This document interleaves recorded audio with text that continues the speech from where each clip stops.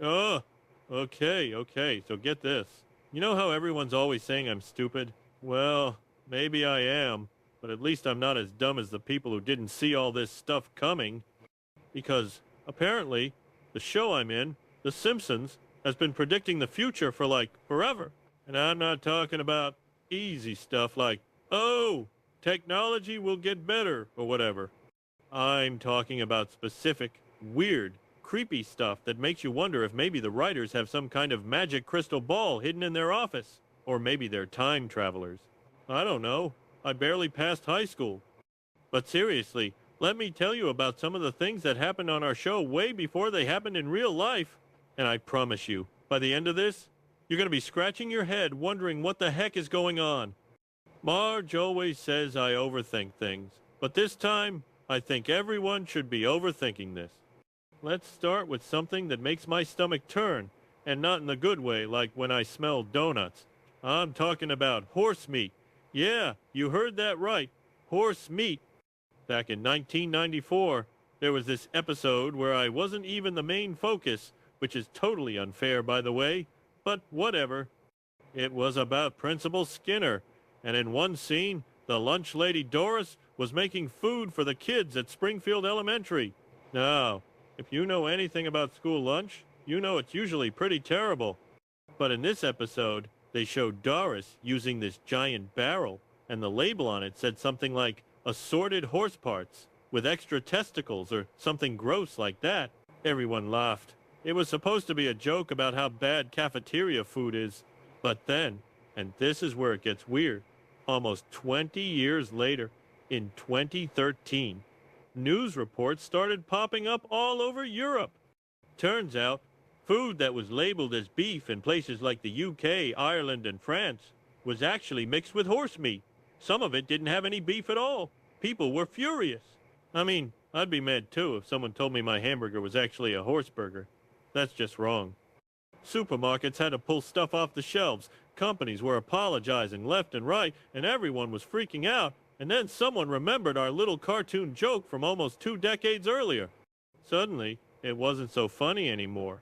We'd basically called it. We showed kids eating horse meat as a joke, and then it actually happened to millions of real families. Spooky, right? Now let me tell you about Blinky. No, not the guy who blinks too much at Moe's Tavern.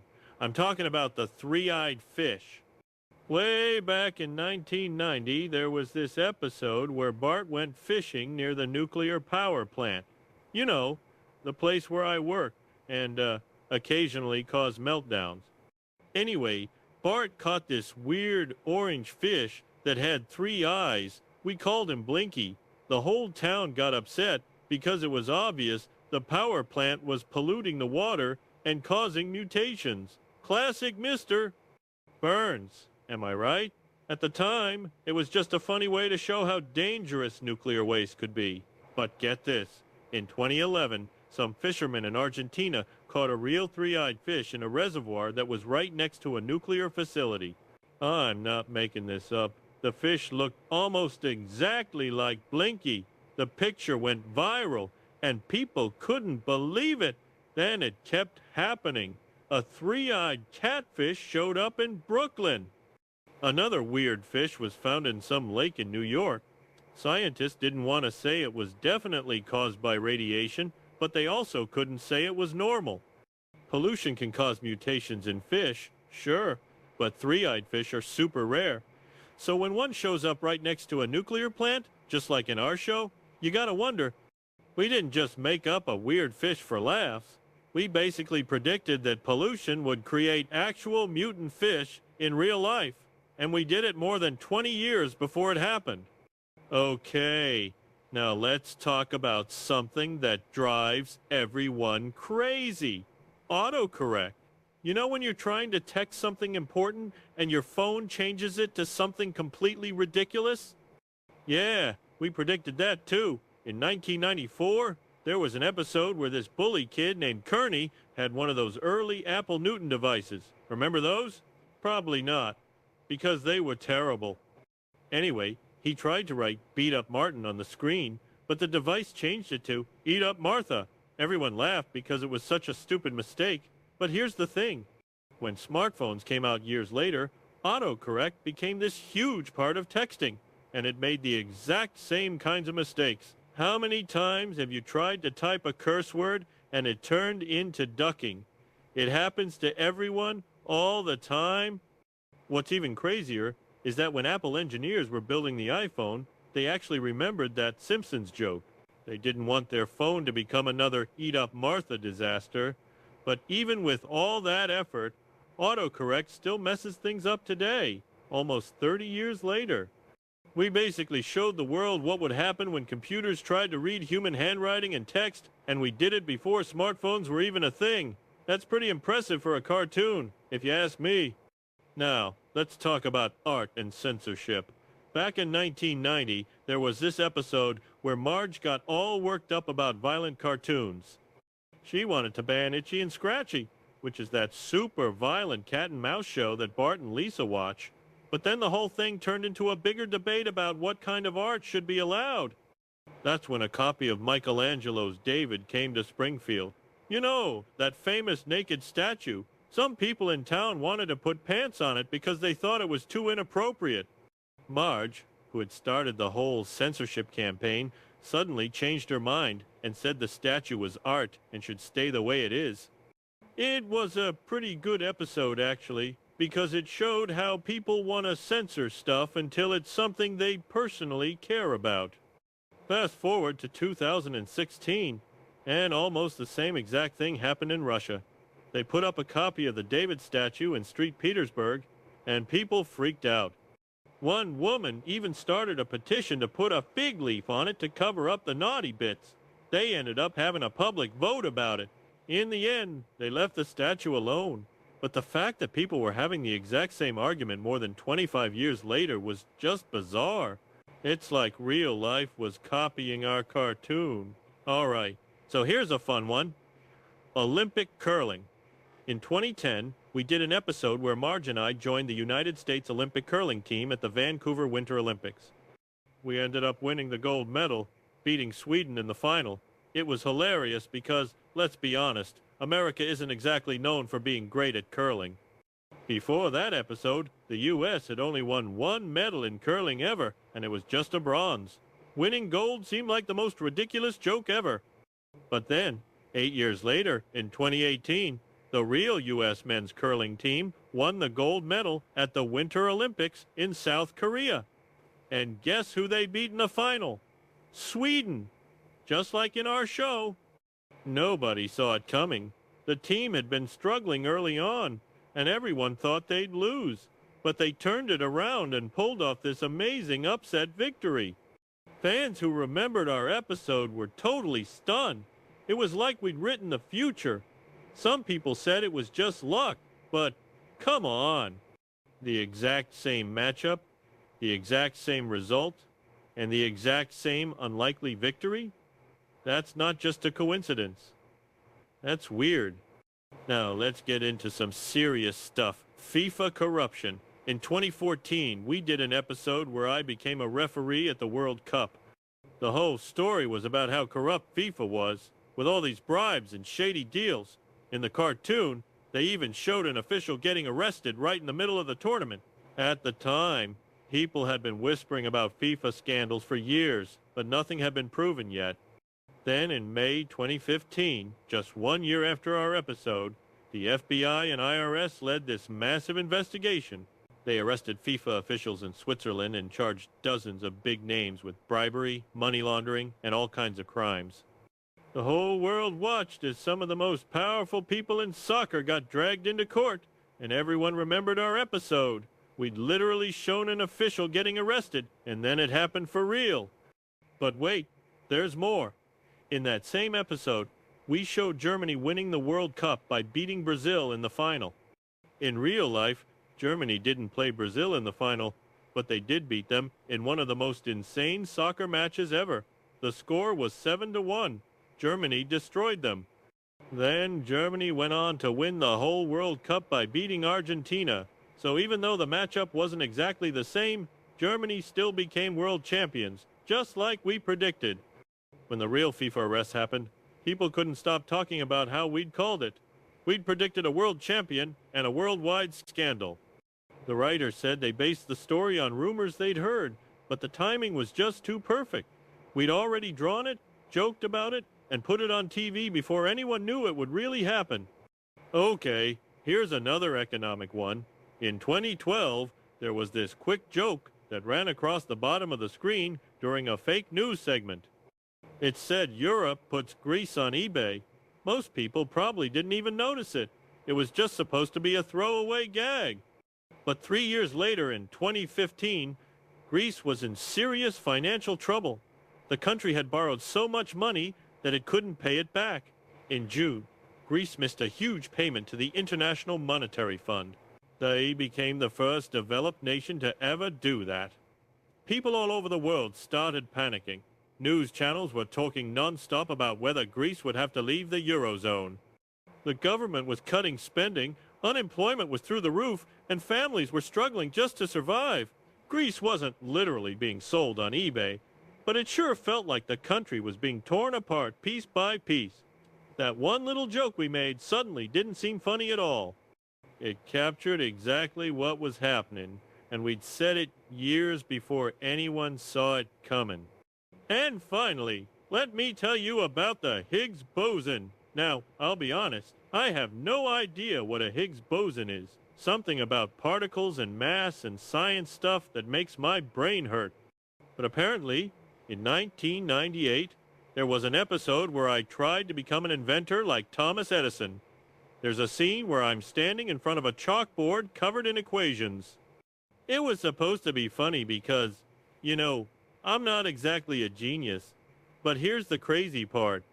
Years later, scientists looked at that chalkboard and realized one of the equations was really close to the actual calculation for the mass of the Higgs boson.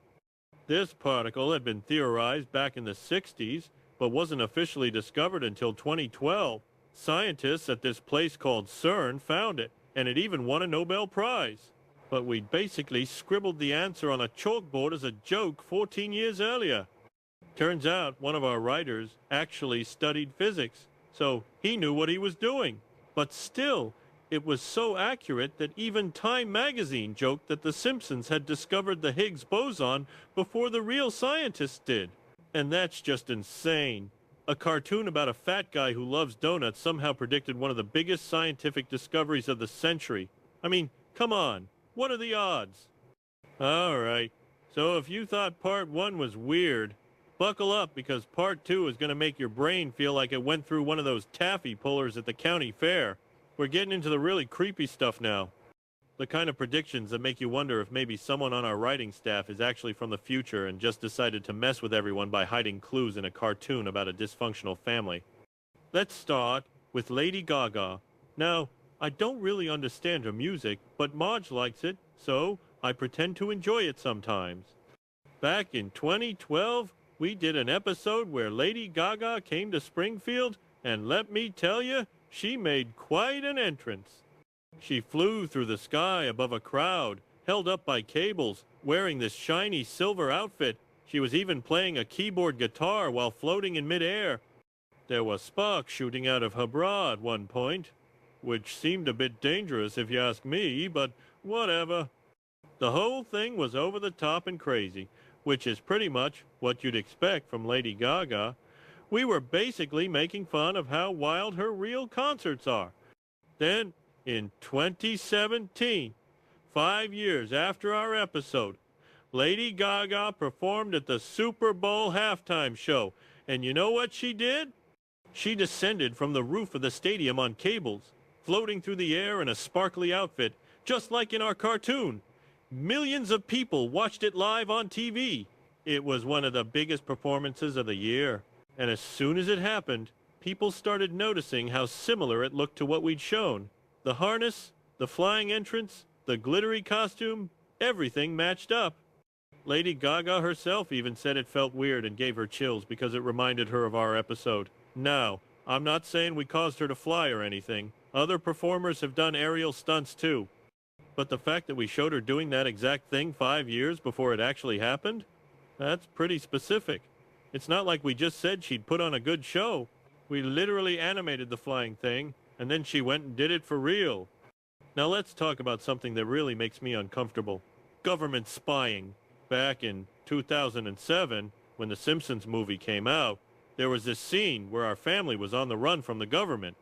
We were hiding on a train, and Marge tried to calm Lisa down by saying something like, "It's not like the government is listening to everybody's conversations." And then immediately, the movie cuts to this giant building full of government agents listening to people's phone calls in real time. They were even listening to the conversation Marge just had. It was supposed to be a funny exaggeration, you know? Like, of course the government isn't really doing that. That would be crazy.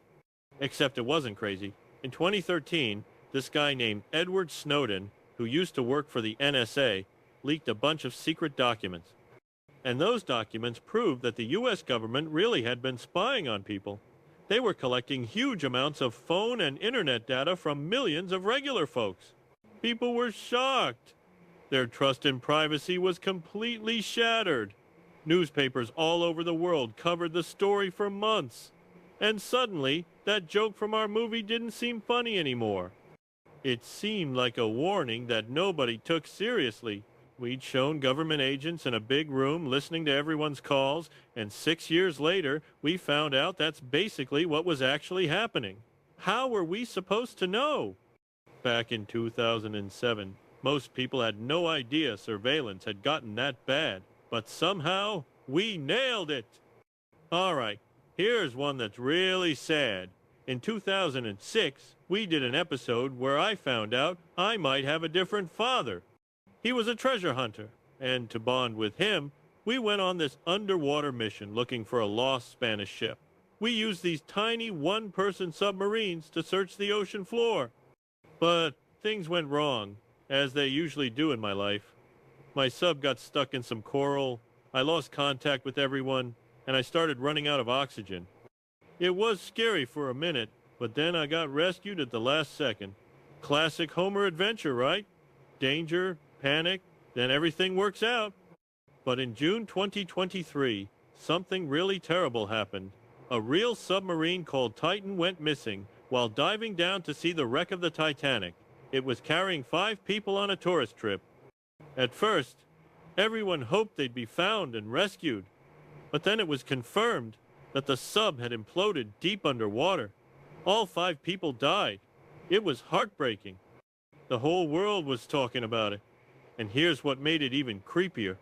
One of our writers had actually been on dives in that exact Titan submarine before.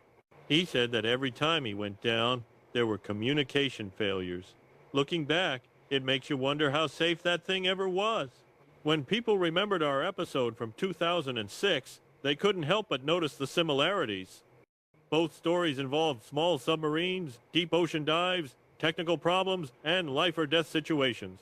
In our show, I got lucky. In real life, there was no happy ending.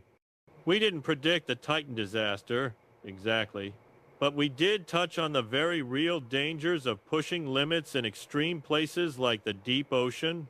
That episode was written for laughs, but after 2023, it felt more like a warning that nobody listened to. Now, here's one that's just plain bizarre. Grease theft. Yeah, you heard me right. Stealing grease. In 1998, I discovered that you could sell used fryer grease for money. So, naturally, I dragged Bart into my scheme, and we started going around town, stealing it from restaurants and the school cafeteria. We'd suck it right out of the vents. Things got messy when groundskeeper Willie showed up, and it turned out he was also stealing grease. We got into this whole turf war over who got to steal the grease. It was ridiculous. At the time, the whole idea seemed completely insane. Who would actually steal used cooking oil? But then, in the late 2000s, that exact thing started happening all over America. Used cooking oil suddenly became valuable because people were using it to make biofuel. What used to be garbage was now worth money. Restaurants would throw their old oil into dumpsters out back, and thieves started showing up at night to steal it. In 2008, the New York Times reported on a guy who stole 300 gallons of fryer oil from a Burger King. People couldn't believe it, but it wasn't a joke. Grease theft became so common that by the 2010 seconds, it was costing businesses up to $75 million a year. police were actually arresting people for stealing grease. The term grease bandit became a real thing. What started as a silly subplot with me trying to make a quick buck had somehow become a real black market crime. We'd predicted it almost perfectly, even though nobody could have imagined it would actually happen. Let's talk about virtual reality. This one hits different because it's happening right now, as we speak. Back in 2016, there was an episode where Mr.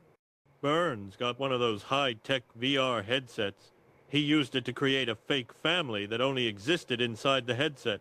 At first it seemed harmless, but Burns got so obsessed with his fake digital family that he didn't want to spend time with real people anymore. The rest of us tried on VR headsets too and got lost in those digital worlds. And in an even older episode from way back in 2000, they showed Bart as an adult, miserable and alone, hiding behind a VR visor to escape his terrible life. These episodes were funny, but they were also showing how dangerous it could be to replace real human connections with fake digital ones. At the time, hardly anyone had even used virtual reality. It was just science fiction stuff. But slowly, the real world started catching up to what we'd shown. By the mid-2020s, VR and AR were everywhere. The metaverse became this huge topic that everyone was talking about. Kids and adults were spending hours inside virtual games, meetings, concerts, and even shopping malls. Big tech companies kept releasing better and more addictive headsets every year. In 2023, Apple released its Vision Pro headset.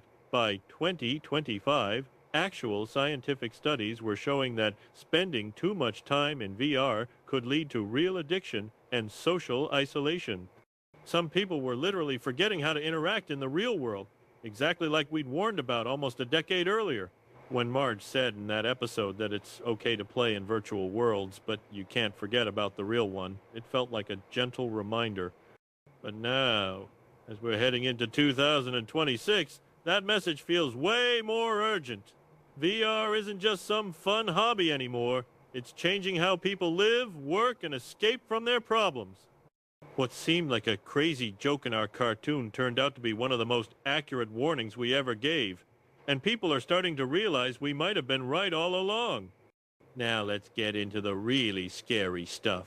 Robots going haywire. Way back in 1994, there was an episode where our family visited this theme park called Itchy and Scratchy Land. It was basically like Disneyland, but everything was based on that violent cartoon Bart and Lisa watch. The park was full of high-tech robot characters, and at first everything was fun and exciting. I even made a joke saying nothing can possibly go wrong, which, let me tell you, is basically guaranteeing that everything will go wrong. And sure enough, it did. The robots suddenly went berserk and started attacking all the guests. The park turned into total chaos. We only survived by using camera flashes to shut the robots down. At the time, it was just a funny parody of theme park disasters. But now, in the 2022, we're actually living in a world where machines are doing things we used to think only humans could do. By 2023, artificial intelligence was writing news articles, driving cars, and beating people at chess and other strategy games. But here's what really freaked people out. That same year, a chess-playing robot actually grabbed a little boy's finger during a game and broke it. The robot wasn't trying to be evil or anything. It was just a malfunction. But it reminded everyone that these machines can still hurt people, even when they're not supposed to. That silly scene from our show where the robots go wild suddenly doesn't feel so silly anymore. My dumb joke about nothing going wrong now sounds like the kind of blind trust people have been putting in technology without thinking about the consequences. And as we already got started with 2026, the big question everyone should be asking is whether we've gone too far with all this technology without really thinking about what could happen if something goes wrong. I mean, I work at a nuclear power plant and accidentally cause problems all the time. If I can mess up something as simple as monitoring a gauge, what happens when we trust robots and AI to do way more important stuff? It's something to think about, that's for sure. Finally, let's talk about food. This one really gets to me because, well, I love food.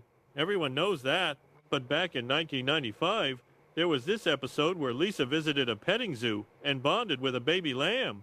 After that, she couldn't bring herself to eat meat anymore. The whole episode was about her struggle as the only vegetarian in our family. I didn't get it at all, to be honest. There's even this scene where I throw a barbecue and end up launching an entire roasted pig into the sky. It was funny and chaotic, which is pretty much my specialty. But underneath all the jokes, the episode was really saying something bigger about how we feed ourselves and what that means for the planet. Even though the episode was about Lisa's personal choice, it was really touching on something the whole world is dealing with right now. How do we feed a growing population without destroying the planet in the process? As of 2025, news stories have been warning about rising food prices and shortages in different parts of the world. Farming animals uses crazy amounts of water, land, and other resources. It also creates a ton of greenhouse gases. Experts are saying that if people ate less meat and grew more plants instead, it could help slow down climate change and prevent food crises. Lisa's decision to stop eating meat might have seemed like a small thing back in 1995, but today it looks like she was way ahead of her time. There's this really touching moment in that episode where Apu shows Lisa his secret rooftop garden. He tells her it's possible to grow your own food and be more self-reliant. That quiet little scene held a powerful message about being thoughtful and prepared as the world faces tougher challenges with food, water, and extreme weather. That simple idea of growing your own food and thinking about where your meals come from feels more important now than ever before. So, here's the thing. The Simpsons has always been just a cartoon meant to make people laugh. Marge and I and the kids, we're not real. We're just drawings on a screen. But when you really look at what the show has done over the years, it's held up this weird mirror to the future. The writers warned us about stuff, even if they were doing it through silly jokes and ridiculous plots. In 1994, they showed robots going crazy. In 2007, they showed the government spying on everyone. In 1995, they questioned how we eat and what that means for the future of the planet. Now, it's 2026, and the world they were joking about doesn't seem so far away anymore. The big difference is that back then, it was just a cartoon. Now, it's real life. And that's what makes it so creepy. We laughed at these predictions when they aired. We thought they were just funny exaggerations. But one by one, they keep coming true. So, maybe, just maybe, we should start paying more attention to what happens in Springfield. Because if the pattern continues, whatever crazy thing happens next on our show might not be fiction for much longer. And honestly, that scares me more than the time I accidentally caused a nuclear meltdown, which, for the record, has happened more times than I'd like to admit.